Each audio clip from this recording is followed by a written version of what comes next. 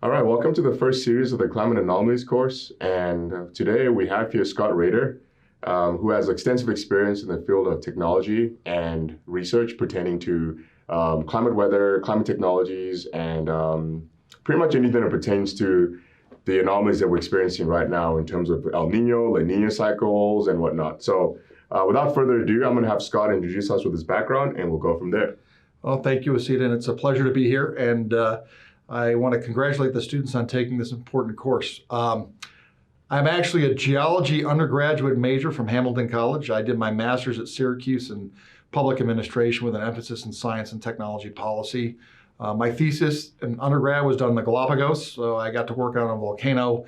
And then after my master's program, I actually got a program called the Presidential Management Interim Program, where federal employees are hired directly with master's or PhD degrees to go and work for agencies. And I was fortunate and very lucky and proud to have served at the National Oceanic and Atmospheric Administration in their research arm. I then did a stint in the Senate, a stint in the House of Representatives, spent time, then came back as a political appointee under the George W. Bush administration. I was the chief of staff at NOAA from 2001 to 2008. And afterwards, I moved from a different series of companies where we worked in the weather, water, climate area, and then worked a stint down in Alabama. I ran the Alabama Water Institute, where we were looking at understanding quantity and quality of water, which is definitely a climate issue. And now I'm with Lynker, where we support NOAA again, I'll say in their environmental modeling areas. So I've been around, I'll say, weather and climate issues since 1992. It's been a long run. I've learned a lot, and hopefully some of the experiences that I can share here with you today will help you make some career path decisions about where you might want to go in the future. And with that, Osita, any questions? We'll start there. Yeah, Scott, so I wanted to ask you, what's the main issue would you say is the most pertinent in terms of climate anomalies right now? So I think one of the things is, and I did a lot of work with El Nino in my time at NOAA. And so the way that we make the El Nino forecast, which is really ENSO, the El Nino Southern Oscillation, right? It's the El Nino and the La Nina oscillation. The three components that really make that forecast possible are, first of all, ocean altimetry, right? We see a bulge in water moving across the equatorial Pacific. And so that's done with satellites. And there's a mission called JASON that does ocean altimetry. The second one are buoys. And these are really important. It's called the TAO array. It was developed by Dr. Michael McFadden of NOAA's Pacific Marine Environmental Lab. And those buoys, Osita, what they do is they see the tongue of warm water move across the equatorial Pacific and back. Okay, and then the third part is you take that observational data and you make a model of it to improve those forecasts. And those are really the three components that have enabled the ENSO forecast. And I think it's a corollary for the bigger climate issues, right? You've got to have sufficient observations. You need to have proxies for those observations to go back in time to understand where we were and how we got to our current situation in terms of understanding the climate. And I will say going forward, it's getting better observations and higher resolution. And I should add, the in situ observations like buoys, I'm a big fan of. They're really, really important. Everybody likes satellites because you get global coverage, but the satellite instruments we have today, in most cases, cannot see beyond a meter or two into the oceans. And when we talk about climate, 70% of the Earth is covered by water. And it's the oceans that drive climate. And so really, when you think of the ocean atmosphere, it's one liquid, two densities, and observing in both mediums is really important. So that's to me, when we look at the climate anomalies, and I'll say shifts like ENSO in the regional climate regimes, it's the observations that allow us to tease these out. And I just have to add one personal anecdote. So I'm very tight to this issue, and we talk about El Nino and people know about it. And that's a great story about how we've improved environmental literacy in the country. People around the world understand El Nino and La Nina, but how many people have heard of the North Atlantic Oscillation, the Pacific Decadal Oscillation, the Indian Ocean Dipole, the Southern Ocean Wave?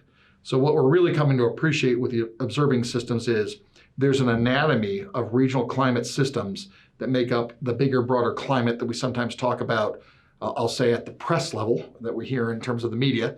And understanding all these different regions and how they fit together, it's almost like tumblers on a lock. And I think there's a Nobel Prize out there waiting for one scientist who can figure out all the different switches and what they mean in terms of forecasting climate.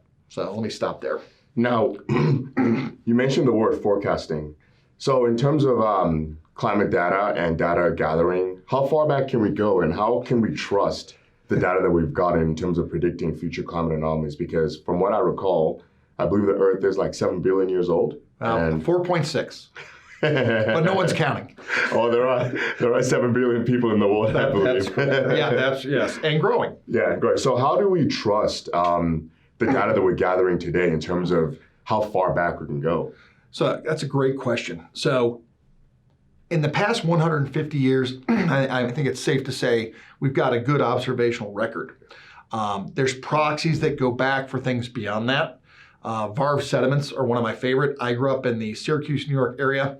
There's a glacial lake there called Green Lakes where there's about 15,000 years of what are called Varve sediments. Very good for taking a window and exploring climate as we go back. But we can look at other sediments, we can look at ice cores, and we use these proxies to go back. I think the data's very good. We also look, particularly in those ice cores, we look at oxygen. The O16, O18 ratio for oxygen is an indicator of climatic conditions. So you can go back and use these as proxies to understand. I think they're fairly good. I think going back in time, we do this in the geologic record. We talk about the geologic record is like a fishing net. We're always looking at different sediments to understand how they tie together. I think the climatologists have done a fairly decent job, but there's a lot of things that can change. There's some things that we can't observe. And just as an example, in my time when I was the chief of staff at NOAA, there was a volcanic field, a submarine volcanic field east of New Zealand. And there were volcanoes on the bottom of the ocean that were putting out voluminous amounts of liquid carbon dioxide at the bottom of the ocean. That's very hard to observe. The oceans are totally underobserved. So how do you bring that into the climatic record? And I think those are some of the challenges we have to look at going forward, which is, and particularly I'm a big advocate for more ocean observing, supported by the United States and others. How do we look at the influx of those? Methane hydrates. This is the one that keeps me up at night. Large parts of the ocean's continental slopes are covered with these methane hydrates. It's like a blue ice cube. We know when we hit them, they effervesce and go into solution and come out. Well, methane, I believe, is 20 times as powerful a greenhouse gas as CO2. So I tell people today, watch methane because I'm more concerned. It has a much shorter life in the atmosphere, which is the good news. But all these methane hydrates, I'll say, in the world's oceans, they're cause for concern. Now, there's some people who are trying to extract them and bring them up because if you burn them, they're extremely efficient. Okay? There's kind of a double-edged sword there on climate. On the one hand, they could contribute very quickly to a greenhouse gas situation that would be very unstable. On the other hand, if we can find a way to extract them and burn them, they're very efficient. So it's a climate conundrum, if you will. But again, I would urge you to consider the data that goes into our climate forecast right now. I would say we have a very basic observational system. It would be nice to see the world put together a very comprehensive global climate observing system that's high resolution. And I think that's one of the things we really need to push for. I would encourage folks to look at something called GEOS, the Global Earth Observing System of Systems.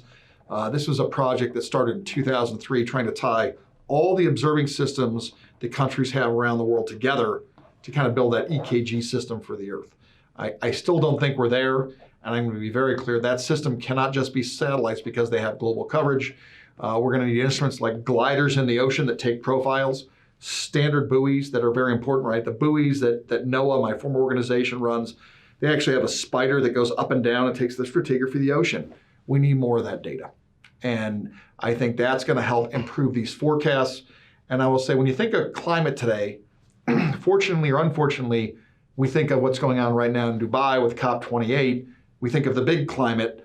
I would encourage you to think about regional climate and forecast skills in the subseasonal to seasonal area. And this is something I've spent a large part of my career on.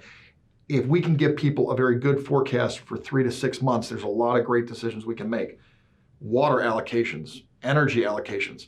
Osita and I live in Colorado. Are we going to have more snow this year or less snow? And what is that going to mean, I'll say, to the ski and outdoor recreation industry in the state of Colorado? Those forecasts are going to start coming in with fidelity. And I think it's really going to change how we manage our environment. Now, in terms of global Earth systems, we are aware of the Kyoto Protocol that was established a couple of years ago. what I would like to ask you is, has this protocol being amended given the new technologies that are available and what we've learned? And how many countries are actually even still abiding by the Kyoto Protocol? Because I lived overseas for 14 years in a couple of African countries. And I will tell you, when I was there from 1990 to 1990 to 2001 in South Africa, Zimbabwe and South Africa, there were cities that were just completely polluted with smoke and carbon monoxide. And now that I'm older, I often wondered how much were these countries abiding by the protocol? So let me begin by saying we're going to find out more by the end of December what comes out of Dubai, because that's the Conference of Parties is the process that was established by the United Nations, right? And the United States is subsidiary to that framework. President George H.W. Bush, 41, signed on to the UN Framework Convention for Climate Change. So we are parties to that. The issue with all these international agreements, frankly, is enforcement. Mm-hmm. How do you do enforcement? And it's tough. When I was at NOAA, I believe it was 2007 or 2008, China officially passed the United States as the largest emitter. Wow. I think there's some really difficult policy choices in here for us. Okay, I think people need to appreciate the amount of energy that they get out of a fossil fuel in the internal combustion engine, right? And in a lot of the developing world, in terms of running water pumps and machinery to help build housing, right now, the renewable capabilities, I don't think are going to really get us there. And frankly, I think we're all aware these people do not have a level of income to buy an electric vehicle. That's good. I was going to say. So we have to consider this in terms of development. And I think we've got to balance some of our interests in terms of how do we bring in renewables into the energy stream, and at the same time understand there's going to be this role for fossils, but how do we do it more efficiently and burn it in a much cleaner and efficient way? So when we look at these international agreements, and I attended the Conference of Parties in Milan in 2002, it's really hard to get agreement, I'm going to say, between the developed world and the developing world. We're going to have to find some balance points. And I think given the current situation with the Russian-Ukrainian conflict, right, you had Europe that was becoming more and more dependent on Russian fossil fuels to heat in the winter. And now we realize that that's not necessarily the most stable source for that particular source of production. And so it's going to change how we see things. I will say that I've been very interested in the fracking play here in the United States. Right, that was actually started with money from the National Science Foundation to prove the concept where we could get more fuel out of what we thought were exhausted reservoirs. I like it from the standpoint that natural gas, in my estimation, is a very good transitional fuel. I'm not saying that I'm against renewables. I'm just saying right now they are not at scale to meet what we need. I'm a big fan of nuclear power. I think nuclear power can be done in a clean and safe way, and it's emissionless, emission-free energy. The French produce 85% of their electric stream using nuclear. Okay, so under Kyoto, they meet their agreement requirements, okay, because they're doing it this way. And I think that the United States should think about funding a nuclear power renaissance. Okay, I think it can be done in a very safe and efficient way, and it's at scale. The only other way that I see this going is, are we going to go the other way in the United States and make power so local that it provides, let's say you had a unit in your backyard that provided all your power, and it was very local. And that's really hard to do, because if you have to recover from events like big snowstorms or hurricanes, you just can't get it back at scale. This is a really tough issue too when you throw in one last thing related to this, which is the US energy grid. We passed a bipartisan infrastructure law. I wish we had done more in that law to look at grid resilience. And I think this is a major issue that we're going to have to tackle in the next 20 to 40 years. It is an Achilles heel for our economy, and frankly, it's an Achilles heel for the environment. There's smarter ways to structure the grid, and I think we've got to come back and assess that and find a way to rebuild it. I'll just say there's parts of Colorado where we've put all our grid underground. I think that's actually a smart move for the country for a whole bunch of reasons. It makes things less vulnerable. But I'll say, come back to this, these international agreements, the enforcement mechanisms are really tough. And by the way, at NOAA, I had to deal with fisheries, international whaling agreements. It's the same issue. They're very hard to enforce. So we have to think about the context of how we're going to address our changing climate and what that means in terms of building coalitions of the willing, and working on this developed versus developing world issue. It is a real issue. I experienced it in 2002. It still exists, and there's people on, I'll say, on both sides and both communities that want to do the right thing, but that pathway in some ways can restrict growth, and we're going to have to work through it. I think if someone today can come up with the right rules of engagement to get people to cooperate on something towards this and measure it, that would be very helpful. Now, you touched upon three really sensitive topics. One is renewable energy, next one's fracking, and the next one is nuclear power. Yeah. So obviously with fracking, you know that there's a lot of environmental groups that are against that for various reasons. I wanted to get your thoughts on that. And then that kind of ties in with renewable energy, in that a lot of people believe that we should completely go away from fossil fuels and focus solely on renewable energy. However, we are aware that in third world countries that I've lived in, South Africa can be debatable, but for the most part, getting an electric car is not something a lot of people can afford. It's not an option. So that's something I want you to touch on a little bit more. And then lastly, I will talk about nuclear power in terms of certain countries that have very volatile governments, and that could lead to a whole other can of worms. So let's begin with fracking and renewable energy. Okay, so I think the issue on fracking, I see it as transitional. Yeah. And to me, what do we mean by that? It's going to help us get to a point where renewable can get to scale, or something else.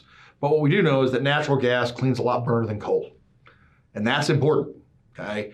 I'd rather fuel my electric vehicle with a natural gas power plant than a coal power plant, which we have to humble ourselves and acknowledge today is actually happening. It's nice to have an electric vehicle, but the issue is, how are the electrons that you're putting into that vehicle being generated? In a lot of cases, it's coal, okay? And this also comes back to a grid issue. In a previous life, we looked at the electric grid from Maine to Florida. If everybody with an electrical vehicle in that geographic region plugs in their car when they get home at 5 o'clock Eastern Standard Time, we're going to shut the grid down. So we've got to come up with new powering schemes, right? So there's something called the diurnal effect. We were looking at this, right? The wind comes onshore at night, given atmospheric physics. It's very simple. You can catch that with wind energy and then use that wind energy at night to fuel your EV. It's an interesting play of one renewable into another.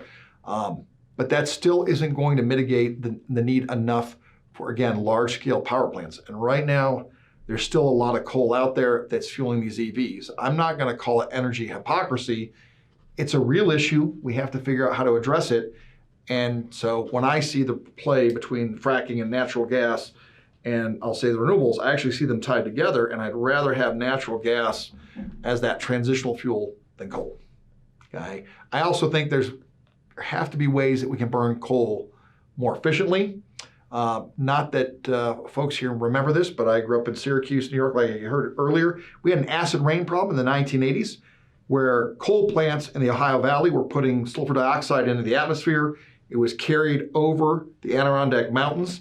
It created acid rain. So the policy solution for that was something called NAPAP, the National Acid Precipitation Assessment Program. And they created what's called a cap and trade system, and they put scrubbers on all the coal-fired power plants in the Ohio Valley. And that really reduced the amount of emissions and subsequently the acid rain problem up in the Adirondacks. Now, sadly, a lot of damage got done, which was in some cases irreversible, but we have to start thinking about, can we use some of these resources efficiently? I want to add one other thing in this, Osita, because I think this is really important. There's a lot of people who've grown up in coal communities. We have to find a way to retrain people, okay, and help them do other things. If it's learning how to build a wind turbine and assemble it, that's great. Let's fund that. I think that's a good investment, I'll say, for the United States and everyone else. Let me come to nuclear power, which is one that, again, I'm very supportive of, and in this issue of only so many countries can do this. Obviously, the big emitters, the United States knows how to implement this technology. I think we have 103 civilian nuclear power plants right now. One of the biggest issues here is high-level waste. The country had an idea in the late 70s under former President Jimmy Carter, who I should add was a nuclear submariner in the United States Navy. So he understood this. He made a very important decision in his presidency to limit the types of fuels that you can create, and you get this idea of proliferation, right? You burn nuclear fuel, and you can actually get weapons-grade material depending on how you do that. But there's ways you can construct reactors that they don't do that. So we have to remember that. And so I'm not saying that nuclear power is the solution for every country in the world. There are some rogue states certainly that would use it for illicit purposes. But I think this country, China, some of the bigger countries need to look at it again because it's power at scale. And I would add that one of the best places to look in terms of the safety record is the United States Navy. They've operated a lot of nuclear reactors for a long time, and they've done it extraordinarily well. So you have to make sure that the people that do this have the technical credentials, and I'll say the management acumen to do it. And I believe it can be done. I think it can be protected. I will say that I did a lot of work on my master's thesis on this area. The United States needs to figure out where to store high-level waste. Originally was going to go to Yucca Mountain in Nevada. For political reasons, that has been turned off. I think that's a shame because I'd rather put all my high-level waste in one place in the middle of nowhere than at 103 sites and keep it there. And so, but that's not a technical decision. That's politics pervading in on the state of the science. And it has a right to do that. I'll be really clear. From a policy standpoint, they have every right to say, we don't want it here. So let me stop there. The Biden administration talked a lot about, having climate become one of the number one issues in his campaign. And given that the industry that you work in, have you seen an adequate funding towards mitigating global warming and extreme climate pattern behavior? That's a great question. So the Bipartisan Infrastructure Law and the Inflation Reduction Act are the largest investments, I'll say, in climate mitigation and adaptation that we've seen. My concern is they're one-time investments. And so you have to maintain that inertia. And so certainly I like some of the investments that NOAA's making, for instance, in climate resiliency on the coast. I think they're really smart things to do because the vast majority of people are going to see sea level rise, and the issue is how do you mitigate against that?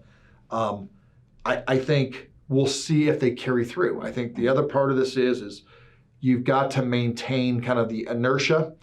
I would have put out matches on some of that money if I was in the Biden administration requiring matches from the states. I think that really would have helped. I think in some cases they may actually have them, but I think they're really important to show that commitment. And so the issue is some of these technologies today, we're not going to see their impact for 10 or 20 years. And I think that's the really hard part. Okay? I think one of the interesting issues in climate, when you look at what's going on in Dubai right now, there's different scenarios that the government uses in terms of policy. The current scenario that a lot of people are using is called RCP 8.5. That's saying we're going to see an 8.5 degree increase over the next 100 years. Most scientists don't think that's going to happen. They think it's going to be more around the 3.5 to 4.5 degree level. One of the issues you run into is how much of what we're seeing today is actually natural warming and how much is anthropogenic, human-induced. We still have trouble teasing out the difference on that. I think that's a really tough scientific question, and I would fund that. Let's figure this out so we understand, because we've got to balance global economic needs, right? Every family around the world wants to be able to put food on the table for their family with a healthy and clean environment. And I think that we can do both. Would you buy a house in the Florida Keys? No, absolutely not. I think, so I find Florida a conundrum. Florida has excellent tax policy to get people to come in. I'll say after COVID, I don't know if after COVID's a real term right now, but obviously we're seeing large numbers of people moving from high tax regime states to low tax regime states, and they're only looking at taxes as part of the valuation of how they consider to make that decision. I look at Florida. You have a couple interesting issues in Florida. You have pumped out a lot of water from underneath the state, fresh water, so you're getting subsidence. At the same time, sea level is rising, so you're seeing an acceleration of sea level rise in places like that. So I would not buy in the Florida Keys. I think you'd have to be very careful. I think anybody buying in a coastal environment should be wary. And I think this is an interesting one. If we look at insurance policy, there's two companies. I believe one is State Farm, and I can't think of the other one right now. But they're pulling out of California due to wildfires, and they're pulling out of Florida due to the potential increase in the frequency and intensity of landfalling hurricanes. So I say this, I think people can be free to choose where they live. I'm just not a fan of subsidizing bad behavior. And so we have to think about that in the climate context. What is good climate behavior? And it's interesting, you're seeing a lot of people fleeing to Florida and Texas on tax issues. I mean, Texas had some issues a couple of years ago, folks will remember. The grid down there couldn't support enough electrons to keep people warm. I hope we don't see more of that. On the flip side of that, I believe it was 3 years ago, Sky Harbor Airport in Phoenix had to shut down due to high heat and humidity. The aircraft were not able to meet, as I understand it, the FAA safety requirements for taking off and landing. So that's shocking, and we might see more of that. And we'll have to pay close attention to it. So I would encourage people to look at resources that allow them to take future climate scenarios into their budget planning. And I'll say, we're seeing bioresponses that are pretty interesting, where you're seeing, right, species are moving farther north to accommodate this. So you're seeing natural perturbations in the system, human-induced perturbations in the system where the ecosystems are responding. Now, one of the good news stories there is coral. Some of the corals in Australia are actually more climate resistant than we thought. That's a good news story. Awesome. But let's not test too many of them. Yeah. I think one of the main questions I want to ask you as we come towards the end of this interview, is the Earth getting warmer, and by how much? And if we are getting warmer, how much of it is human related, and how much of it is natural cycles and processes related? So I think the world is getting warmer. I think the question is, how much is human-induced climate change and how much is natural? And I'll say this, there's some interesting work at the National Center for Atmospheric Research in Colorado, where one of their researchers is looking at the ENSO cycle, and they've correlated it to the solar cycle. That's really intrigues me. What does the Earth's radiation budget look like? We still don't know, and that's one where you're going to have to use satellites to look at something like the Earth radiation budget. I think it's getting warmer. We've got to figure out how to be smarter about how we make some of these decisions and the technologies that we use. I will call out Osita for your class. I would encourage people to look. In 1970, there was a group called the Club of Rome. The Club of Rome said that by 2000, we were going to run out of fossil fuel. There was going to be famine because we couldn't produce enough food. And it projected a very bleak future for humanity. Well, that didn't happen. And so this is where I would encourage your generation, right? It didn't happen because we innovated out of that solution. And there were some really good news stories, right?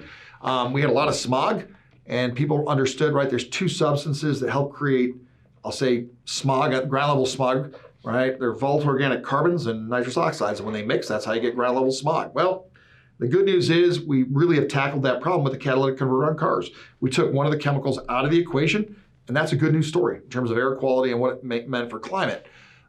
There's a lot of innovations. I'll say in agriculture, I forget how many people could be supported per acre. I want to say it was 400.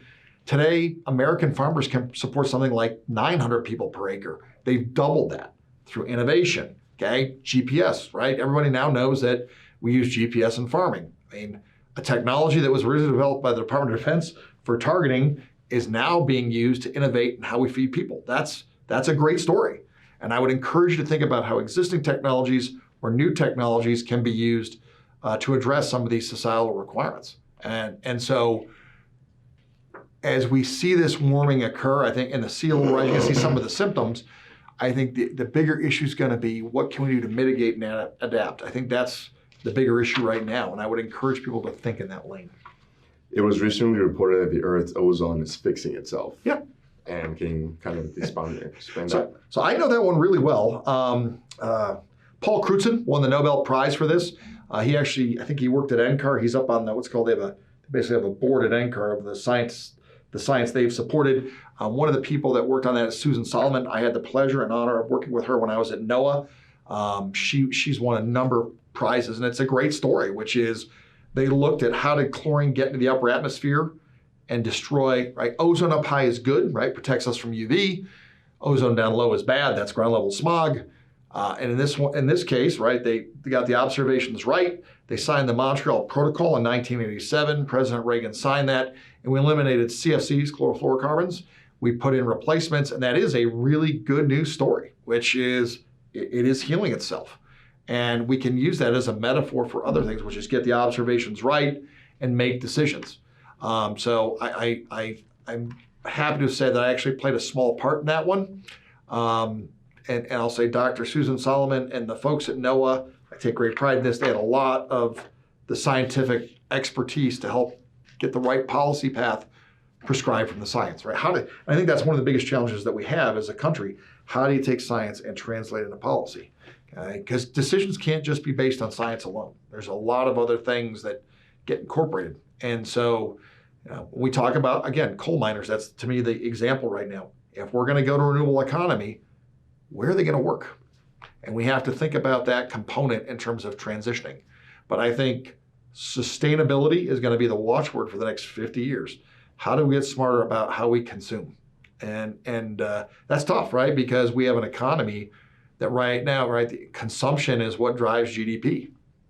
And we have to get smarter about what we consume. So I would encourage people to think about sustainability as a pathway forward in terms of your education. It's really important. And this is something, I graduated from Hamilton College in 1990. We really didn't talk about sustainability at that point. Yes. But we're talking about it now, and how do we build better, smarter products that enable economic growth and activity, and at the same time preserve the environment that we all depend on. Scott, thank you so much. Happy to do it, and I wish your students much success. We're going to need their help. Thank you. Take care. Thank you.